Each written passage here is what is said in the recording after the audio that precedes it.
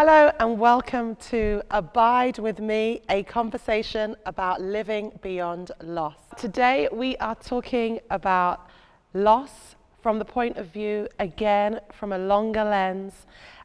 We are going to speak to one of our beloved choir members, but before we do that, I'm going to introduce the lovely people around me on this table. I'm Lauren Kavanagh. Hi, I'm Gavin Tilly. Hi, I'm Chris Williams. Just to make it clear from the beginning, this is a conversation. We don't propose to know it all, and we're not pretending to give you all the answers and solutions. We simply want to ensure that the conversation is had out loud in public. We are going to hear from Gareth, who is going to tell us a bit about his experiences with loss and what this whole thing means to him. So, welcome, Gareth. Good evening. I've been sort of thinking ever since this interview was announced how I was going to sum up, and I haven't really got anything planned. But here we go. As you're all aware, on the 15th of April 1989, I was actually at the match at Hillsborough, such as it was, all 6 minutes of it. I was in Pen 3, one of the central pens behind the goal, where the majority of the 97 unfortunately met their end.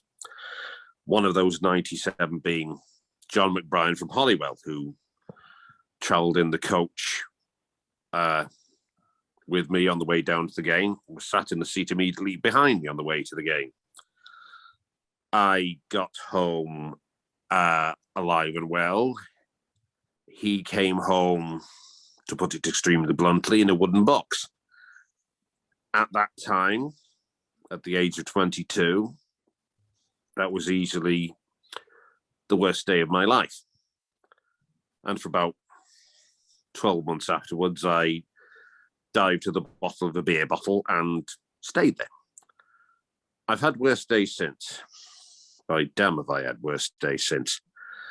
Firstly, when my Nine Morris, my maternal grandmother, for those of you who don't understand the Welsh language, passed away. And certainly when my parents died, my mother, Dorothy, in the year 2000, last day of April, after an extended period of suffering due to cancer of the colon. And then a few years later, the extended process of cancer treatment, trips to hospital, and all the rest of it that's associated with that happened again when, for the second time in his life, my father had a malignant tumour in his throat and finally passed away on the 18th of May 2007. And to see the two people that I love most dearly in all of my life, and will love most dearly in all of my life, to go out in that way was offensive. My mother was a nurse, and as is common in that profession, did her best to help everyone that she came across in the period of her working life, indeed in her life in general. My father, Morton,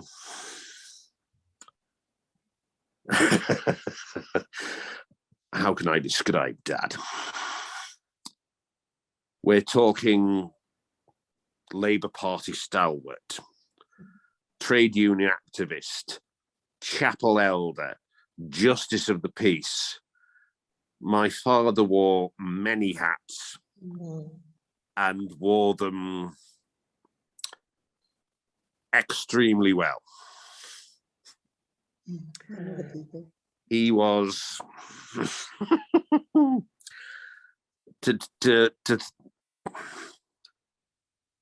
I mean, this won't come across to the viewers at home because they can't see me. I mean, physically, we're talking about a big, powerful man around about my same height and build, and he faded away to next to nothing before he finally passed on. I mean, you've talked of living after loss. I'm not too sure whether that's true. From my own experience, I miss my 9 Morris still. I miss my mum and dad still, and will miss them for as long as I continue to exist on this mortal coil, or this veil of tears, as I have heard others describe it. It was a wrench to see, especially mum and dad, to go in the way they did. 9 Morris, she was 92, and yes, it was awful at the time. She was almost like a second mother. Mm. But I mean, to lose my parents like that was devastating. Now it's devastating to even think about it.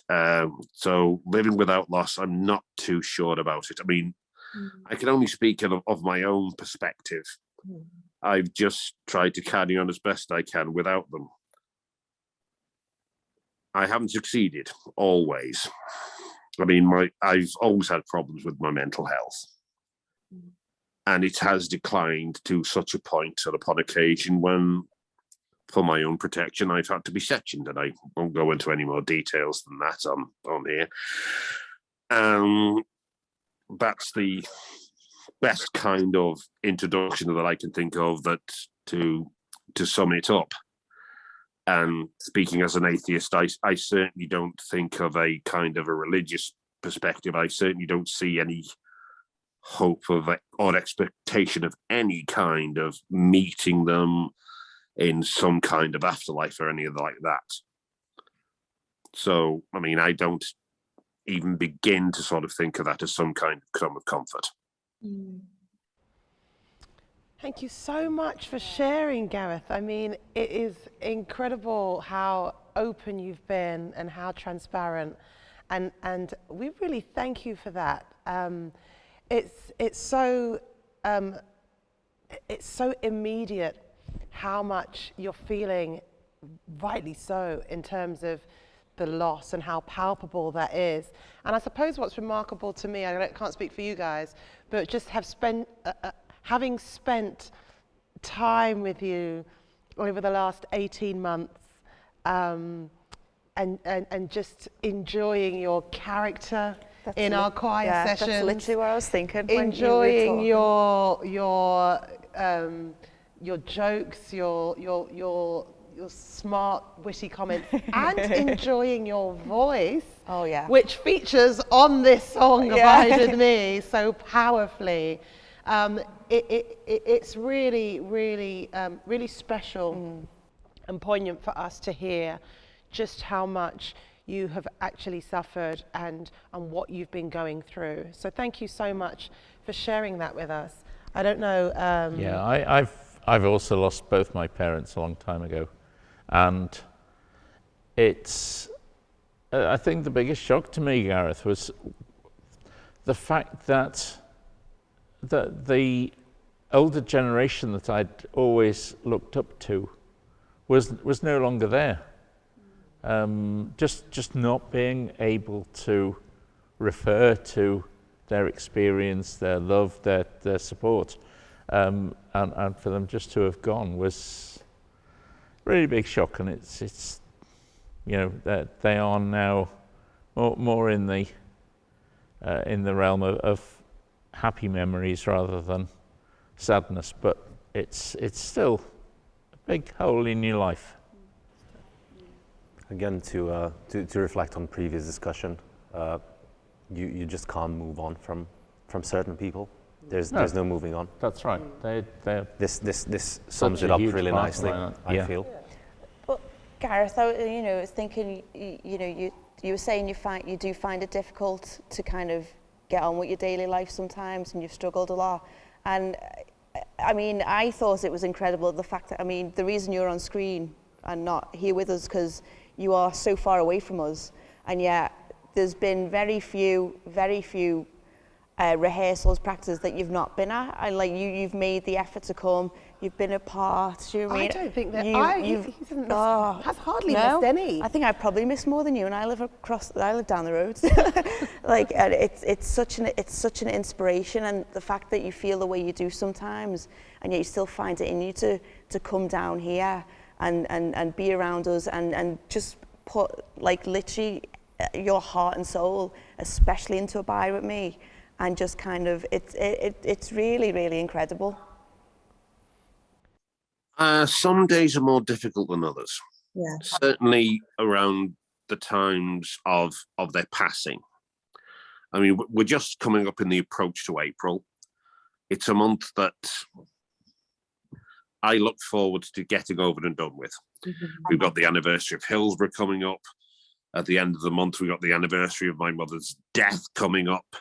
And just to top things up, coming into May, we've got the anniversary of my father's death coming up. So April and May, I'm quite happy to get over and done with for another year. Thank you very much. Get them out of the way.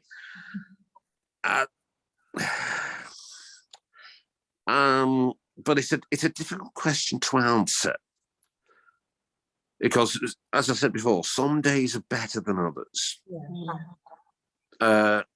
I mean, obviously, when you're in work and you've got that to occupy your mind and your time, it doesn't dwell as much.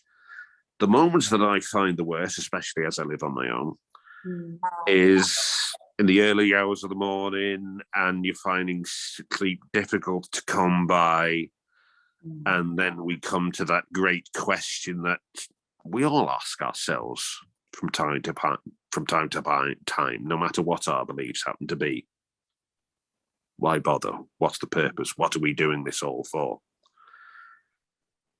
And those are the moments when, I have to be honest, I don't find a particularly convincing answer. I think this is a good point to introduce our guests, who may or may not be able to shed some light on these conversations, but we're hopeful that come what may, we can have a really good conversation. So can I welcome Lee-Anne Widnall, who is a psychotherapist and has worked extensively with grief for many years and now lectures around the subject and a wider remit concerning loss.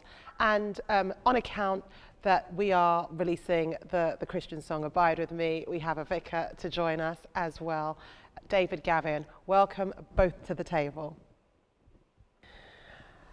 Thank you, Lee-Anne and David, for joining us. And it's so striking, isn't it, just how much loss Gareth has suffered, Lee-Anne. And he won't be alone in this. I'm sure that there are many of us and many listeners out there that are going through the same situation, where it just seems to have piled on and on and on to a point which some might consider as breaking point. What would you say to Gareth, or to anybody who comes to you and approaches you in that kind of circumstance? What kind of response might you be able to give? Well, that's a hard one, isn't it, Gareth? Because I heard that you've had help and it's not been helpful. So it's a difficult question to answer. But what I was struck by was our earlier conversation when we were talking about not getting stuck in grief. So not moving on from the person abiding with you in memory, but not, you mentioned, didn't you, not getting stuck in the grief reaction, if we can call it that. And that often happens in particular when the loss has been traumatic. And that's when we can get stuck in grief. And that's where I suppose maybe specialist psychotherapeutic role does come into play then, and is how do you move on from the trauma so that you can move on from the grief. And as you say, there's a lot of people in that position. Yeah. Gareth's not alone, unfortunately, in being in that position, especially after Hillsborough. Yeah. There's no hard and fast rule, is there, about the length of the journey, or how one must feel, or how to approach it, or how to find their way through it, is there? It's just us trying to find our way through in whatever way we can. And I would like to hope that even being around the table today, discussing it is a step in just being able to air some of the things that we're feeling and being able to process some of it, even if it's just to a small extent. But David, you cannot be new to people who take Gareth's view, which is respected around this table, that, you know, in terms of how he feels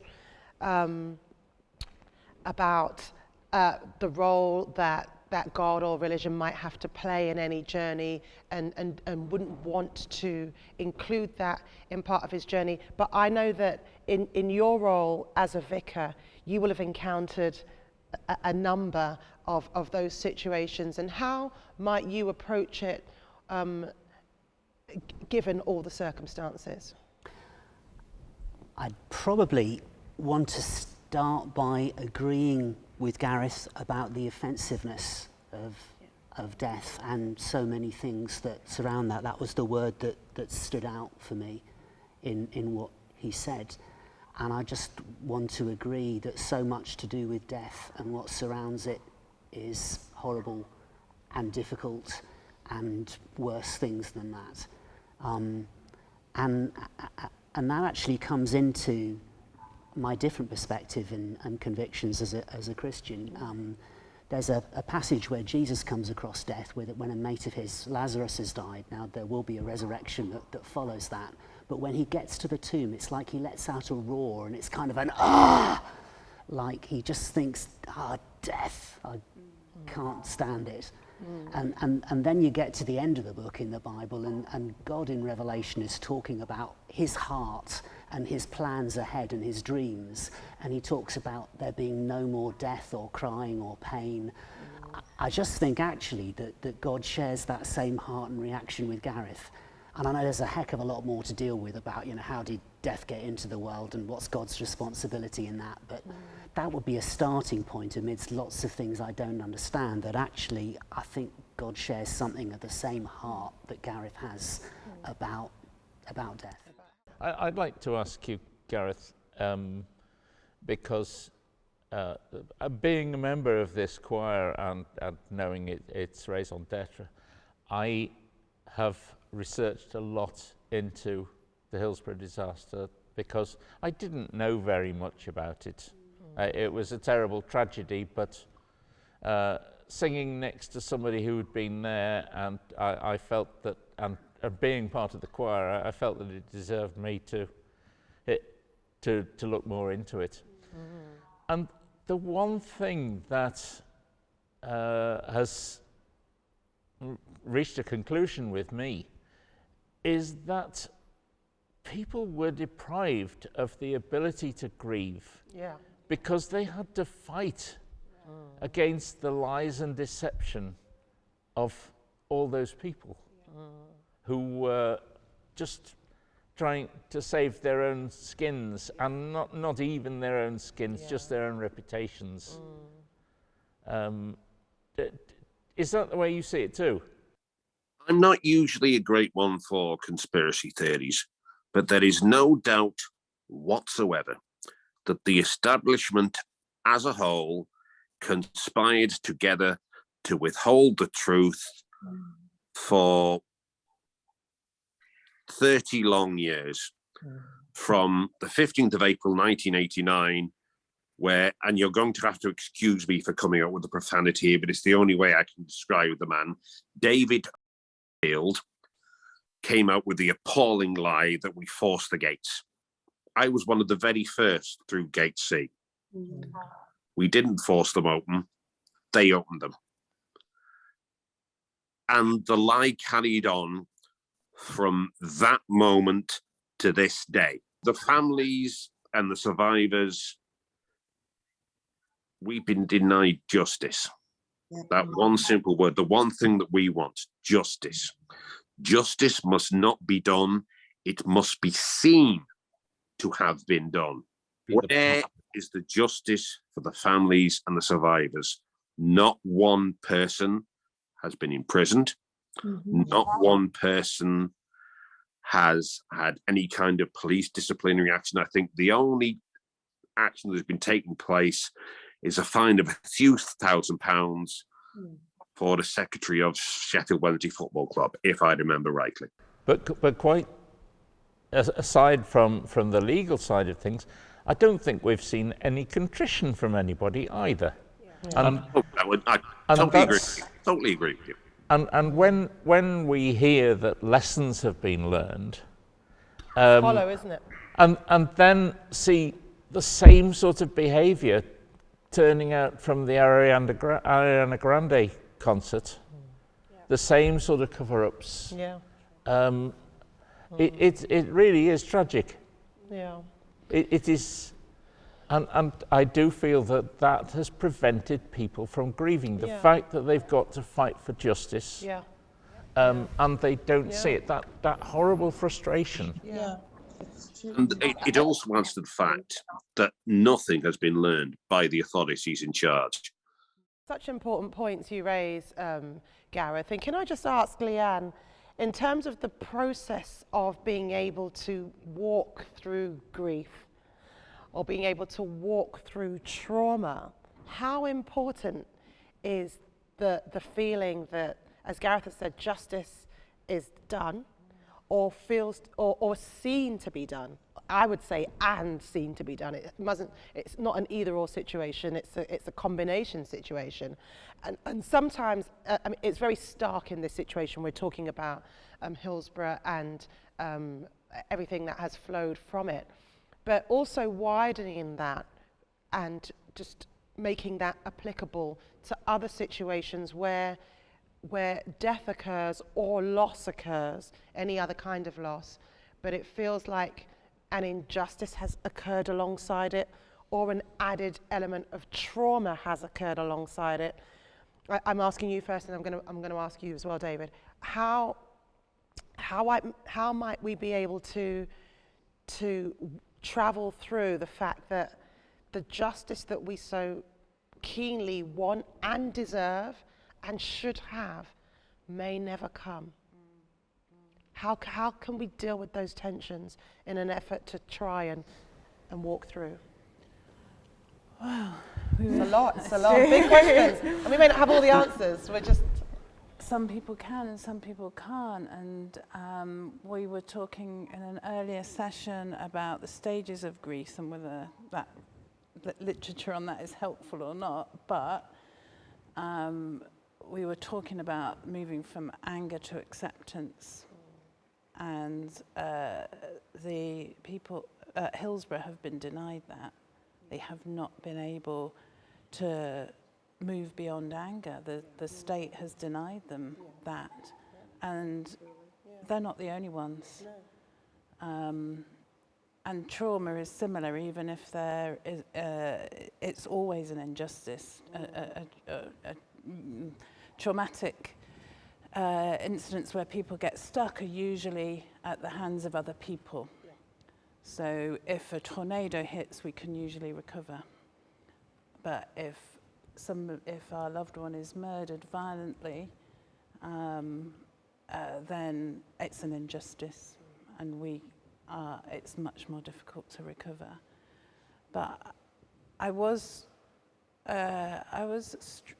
thinking about Gareth is living in the choir. It feels like a lot of his life he's struggling to be alive, but in the choir he's clearly, as far as I can tell, he's singing.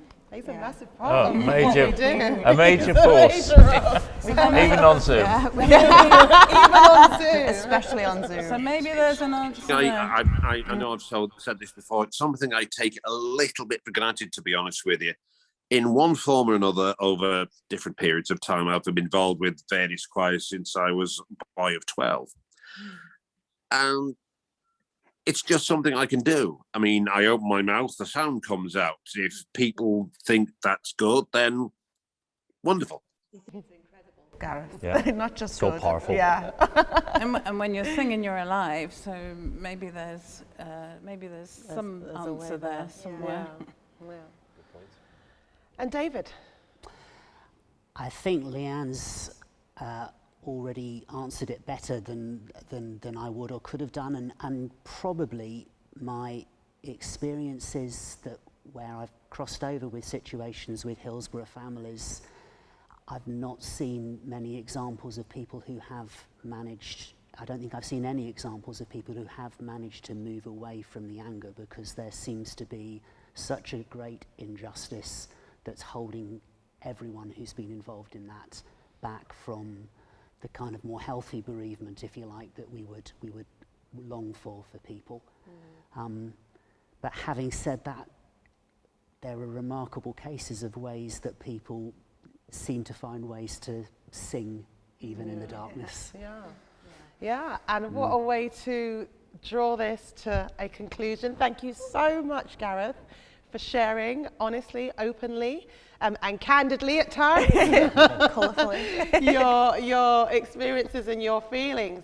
But somehow, through the darkness, we managed to sing. And we have all been drawn together because we are singing together. And we would invite you to somehow plug in to your local networks, whether that's through friends, family, colleagues, anybody that can bring the kind of togetherness and joy and creation that occurs when we make music together. It doesn't have to be through music, does it? It can be through any kind of thing, any connection that can help one way or another with the journey. But we certainly have enjoyed and continue to enjoy singing through the darkness. We will be releasing the single Abide With Me, whose voice on which you'll hear the voice of Gareth, his dulcet tones, or not so dulcet, depending on which way you'd like to describe it. That's released on the 15th of April, and we hope that these conversations have been helpful in bringing different dynamics of loss to life, and in bringing a little bit of hope of the things that we can do to find our way through them.